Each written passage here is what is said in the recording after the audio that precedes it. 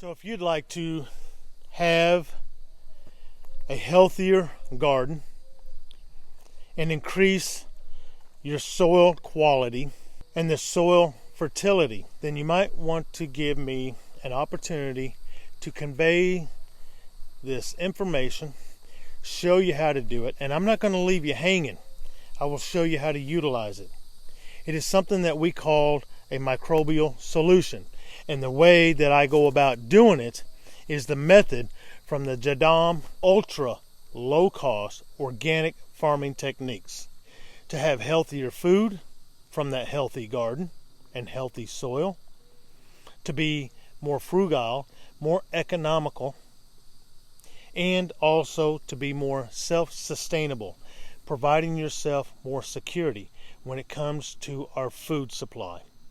If you see or hear anything that might be beneficial or edifying to somebody else, all I ask is that you please pass along the information with those around you, those people in your world.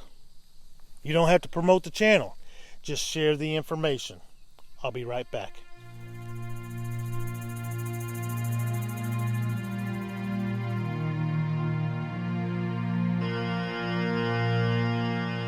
So I go about my garden build to do it naturally and organically so that it can be more self-sustaining without having to be so dependent on outside sources.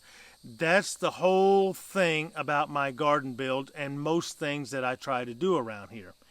We're never truly 100% self-sufficient, but I think it's responsible to do so, or try to be intentionally, so that we become a part of the solution and not a problem when it comes to our own welfare and well-being. My goal is to be able to get closer and closer to being able to grow vegetables without fertilizer.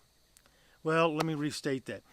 Without any outside fertilizers coming into my garden.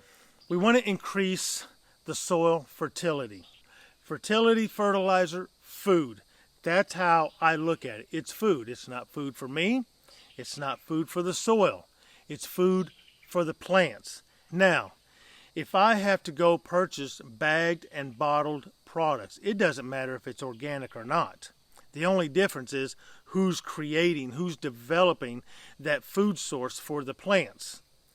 If it's synthetic, man's probably developing it somehow. But if it's natural and organic, well, it might be healthier, but then you still got to look at the economics of it because it's going to cost you more. But the very thing that's behind creating that food, fertilizer, for fertility for the plants is in the form of microorganisms. Microorganisms within the soil food web. So either your microorganisms within your fields and within your garden are developing this food for the plants, or somebody else's microorganisms at their location, even if it's in a laboratory or a plant, microorganisms more than likely are developing that food. Because when microorganisms eat and they consume, they excrete. And they change what they're eating into these complex compounds for the root systems of those plants to be able to uptake and utilize. So we want to keep that population of microorganisms up and flowing and running. And here's the thing, it will cost you almost nothing to develop and culture these microorganisms. Through our activities and our gardening practices, and especially if you're utilizing products that is going to hinder the growth and the sustainment of those microbes, we need to take action. After all, we are the stewards and we are the managers, and I need sufficient numbers in these microbes. It would be equivalent to me asking 10 men to build another Hoover Dam, when in fact I need 10,000 men to do that job. And that's the way we want to look at our garden. The more microbes, the more activity. The more activity, the more production, the more nutrients that are going to be within the soil. And there's no better way to go about it than to be a part of and work with Yah's creation through nature. and not against. Okay, so to make this microbial solution, we only need 4 components. Number 1, we need microbes, obviously, if we're going to culture microbes.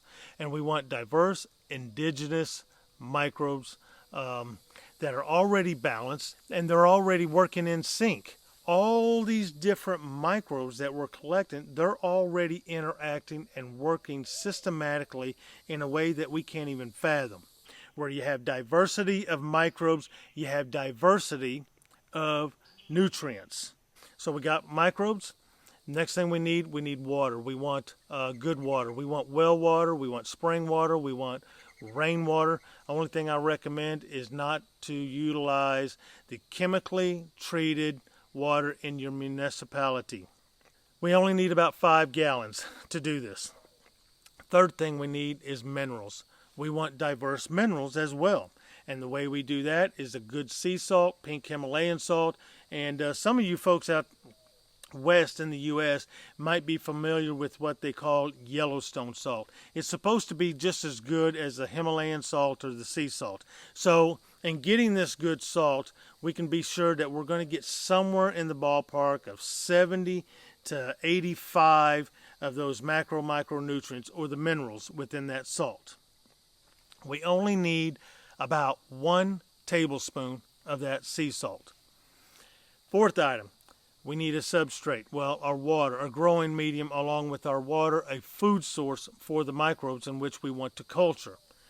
The best thing to use that I think is pretty common and understood across the board is just a common potato. Your common russet potato, red potato, Irish potatoes, whatever you want to call them. You can utilize the sweet potatoes of various forms, and there's other food sources as well, but the potato, because it is probably available just about anywhere in the world, it's accessible. And if you do have to purchase them, if you're not growing your own, they're extremely low cost. We're talking pennies on the dollar if you do have to purchase them. So those are the 4 things that we need for this microbial solution. Now I would like to ask you to do something for yourself.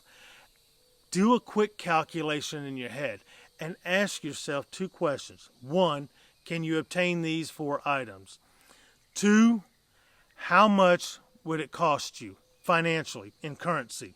I think it would be safe to say that even if you did have to purchase your potato, you're probably looking well under $1 for this to take place. So let me show you how I go about doing this. There's a couple things that we want to do with these 4 components here that I do ahead of time. First thing I do is get my water, and I get it in a 5-gallon bucket. I do this ahead of time, early in the morning of that day that I'm going to start this culture, or the night before. And the reason I do that is because my well water is quite cold. So especially in the late spring, summer, and fall, when the temperatures are warmer out, I want my water to be at the same temperature, ambient temperature, because I want to culture these microbes in the same conditions that they're going to be utilized in, or initially utilized in, when I dispense them into the soil or into my composting. So while I got my 5-gallon bucket filled up with water, I just go ahead and I put my 1 tablespoon of salt in there so that it can go ahead and dissolve and dissipate within the water. The other thing we want to do is we want our potatoes to be baked. What I would recommend is that if you're going to cook a meal utilizing the oven, your grill, or smoker or something like that, is to go ahead and include, thinking ahead a little bit, include a few potatoes in there to bake and just leave them wrapped up in the foil, for 2 or 3, 4 days if need be, before you start this culture. And since I bake my potatoes in the oven or a smoker or a grill, which is at the cabin, I go ahead and I take advantage of a handy little tool called a potato masher. And I just go ahead and mash my potatoes up right then. It's clean, it's easy to clean, and it's real just handy, along with my bowl. So now that I'm ready, I come out here and I come to my 5-gallon bucket full of water, and it already has my salt. My 5-gallon bucket, I utilize a lid because I don't want debris and bugs coming into my solution during this process from start to finish. Now you'll also notice in my 5-gallon bucket that I put 2 holes opposite of each other. My holes are probably about a 9/16 inch in diameter, and I just got 2 of them toward the very top of my bucket. Now what I want to do is I want to get my bag. I utilize these 5-gallon paint strainer bags that you can pick up at the box store, very cheap, just a couple bucks, and you get 2 in a bag. And if you take care of them, they last a long time, and that becomes even cheaper. So now I'm going to grab my potato and I'm going to scoop it down in my bag. Pick my bag up, and then I'm going to clip my bag, my open end of the bag, to the side of my bucket with a little metal clip. Use a clothespin or something like that if you want to do this. But again, it just makes it handy and convenient for me. So then what we're going to do is we're going to massage our potato. I'm going to massage it here, and it only takes, 15, 20, 30 seconds, because I've already got mine pre-mashed up. And what we're doing is we're getting this starchy carbohydrate, which is in the form of a complex sugar, not a simple sugar like molasses or brown sugar and things of that nature. Jadam tries to steer away from that. So you'll see the water turn it all milky white, and we just want to get that food source suspended in that water. Unclip my bag. Next thing I'm going to do is I'm going to grab my leaf mold. Just a handful of leaf mold is all I need. Mine's already pre-mixed up that I collected this day. I'm going to put it in there. I'm going to stir it up and agitate it just a little bit. And what I'm wanting to do is I'm wanting to collect any twigs or roots that I might have collected in my leaf mold, just so they don't puncture my bag. It's just another way of extending the life of my bag. And you only got to massage it for 10-15 seconds, just like we did with the potato there. And all we're doing is we are incorporating and encouraging a lot of those microbes, and we're just getting them suspended in the water. Now the next thing I'll do is I want to put a weight in the bottom of my bag. You can use a smooth river rock. I recommend a smooth river rock because this is just another thing to take care of your bag with no sharp edges or corners on it. But I happen to have a big glass marble here that I utilize. So I work my weight down at the bottom of the bag, okay, and then I'm going to grab me a wooden dowel that I have. I've got it cut to length to go across the, from one end of the bucket to the other. Slip it in the holes here, and then I'm going to take my bag with that weight in the bottom.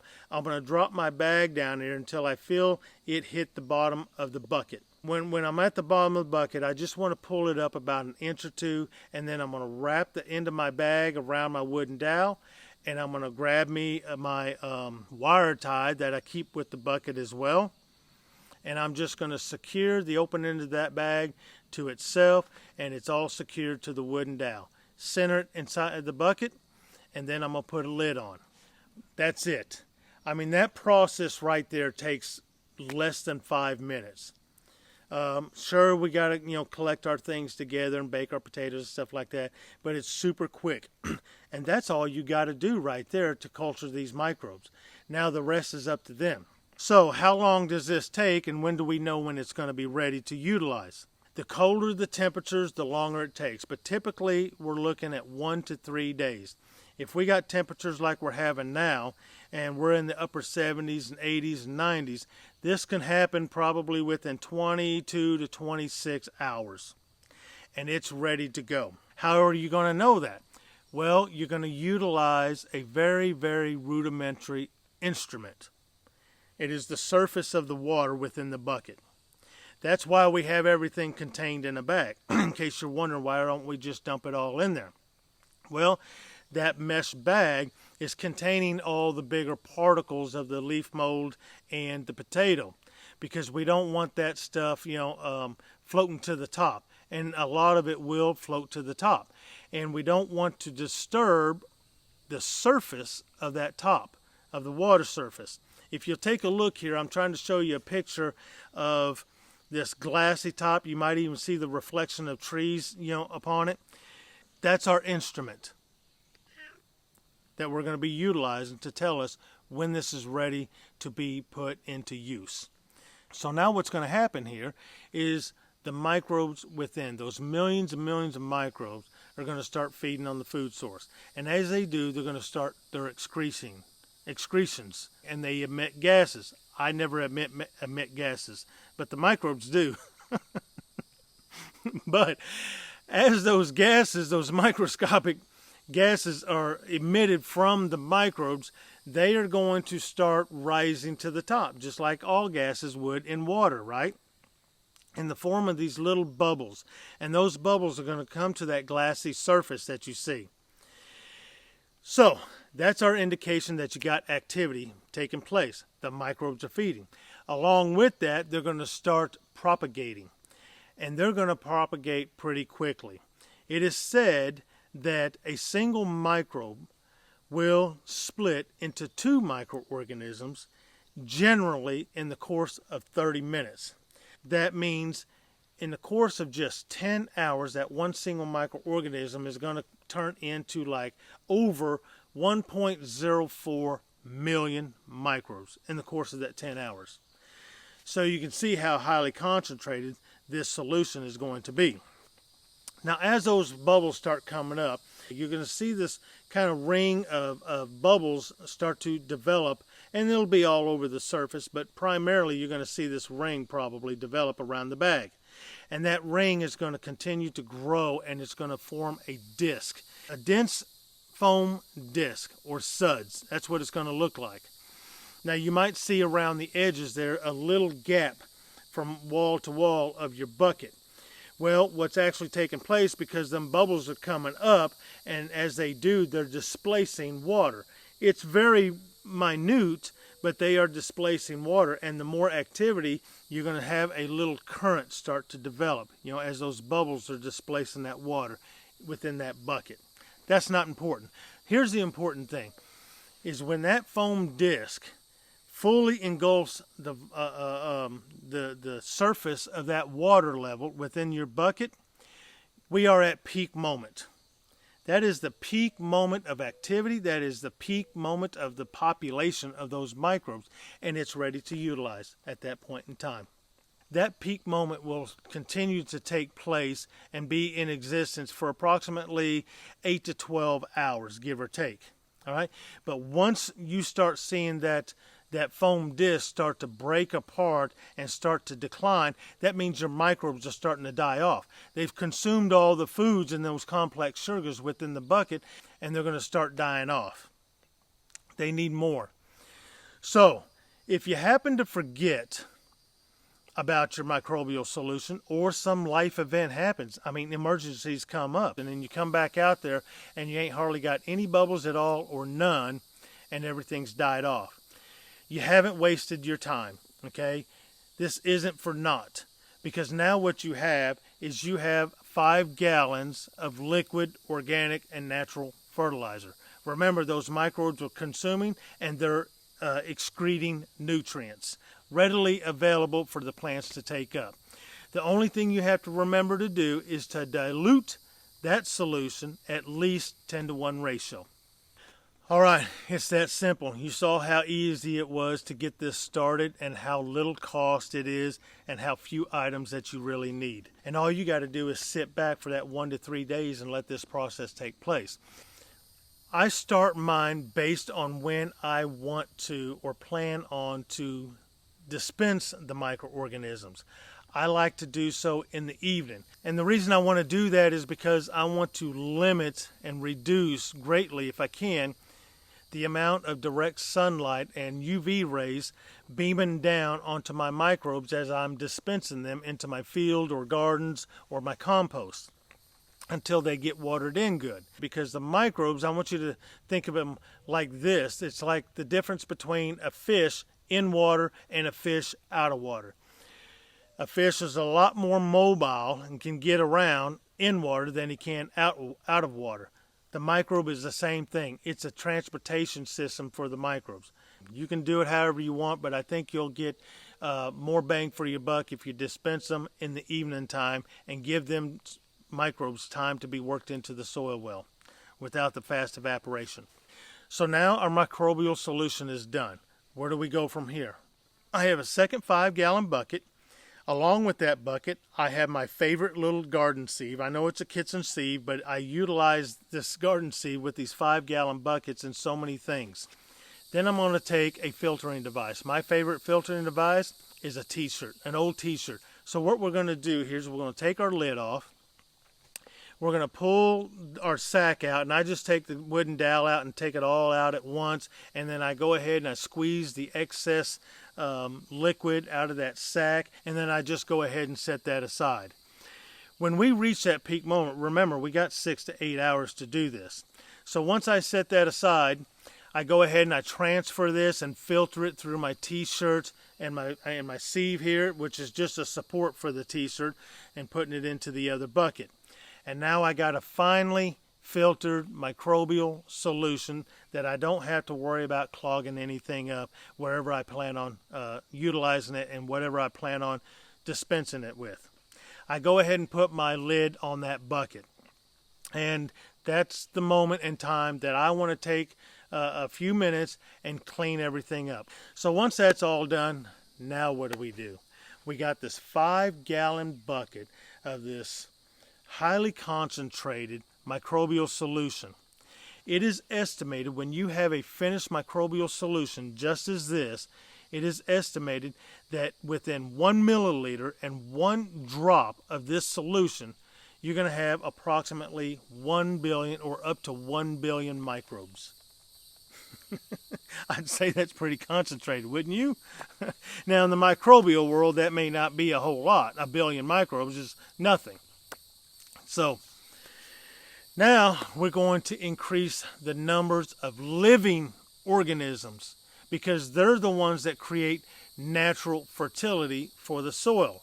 And if they're not doing so, that's why we have to purchase fertilizers or food for our plants. But if we got a healthy garden soil, we can eliminate that or greatly reduce it at a bare minimum. So how do we go about utilizing this? I've never utilized it straightforward. But if I were to utilize this to get my soil ready for spring, for planting, for transplanting, I would utilize this probably at about a 1 to 10 ratio. That gives me 50 gallons to dispense into that garden for a 4,000 square foot garden and my garden beds that I'm developing. So you would do this probably once a week for at least 3 or 4 weeks prior to transplanting or sowing your seed, allowing a week between your last application and when you go to sow your seeds at least. Okay, because you're going to have a high concentration of microbes. The other thing that this does, this will warm your soil temperatures up quicker in the spring or in the late winter time and early spring to bring your soil temperatures up a little bit quicker. Why? Because you have an increased microbial activity taking place. It's just like in our compost piles. Why they heat up? That's what's generating all that heat is the microbes. And you can also keep your soil temperatures warmer in the fall by increasing the number of microbes within the soil. If I got plants out there, okay, I want to be careful with this. I'm not going to use a watering can and utilize this stuff at the base of the plants in a high concentration, especially if they're going to flower or to fruit. I want to dilute this stuff at a minimum of 100 to 1 ratio. But just to make things easier on me, I do 128 to 1 ratio because the math is simple to me. It's 1 ounce of the microbial solution to 1 gallon of water. And I'll water my garden that way. I don't intentionally put it on the foliage because I don't utilize a wetting agent right now. But I know I'm going to hit the foliage. So what I do, just as a precautionary measure, once my my hose-in sprayer container is empty, now I'm just dispensing just water. I'll go ahead and water down my foliage so that the solution can drip off and run off most of the foliage. Because you got to remember, 1 water droplet or 1 drop of this microbial solution contains approximately 1 billion microbes. And that concentration of microbes sitting on that little spot on the skins of your fruits and your leaves and everything will cause some scarring or marking. It won't kill it. Now what will kill your plants or keep them from producing and going to flower and possibly growing is if you take this microbial solution and you go to watering at the base of the plant near the root system, You got to realize that extreme concentration of microbes, which are going to feed on organic material, are possibly going to feed on the root systems themselves, which is organic material. So you want to be careful about that during the growing season. And during the growing season, when you got plants out, if you did 100 to 1, 200 to 1 ratio, and you water your garden in with your hose end sprayer or put it in your spray tanks for your fields, you're going to be just fine doing it probably about once a month just to maintain that activity. So that's how you go to utilize it. The microbes are your friends. They are the most important thing.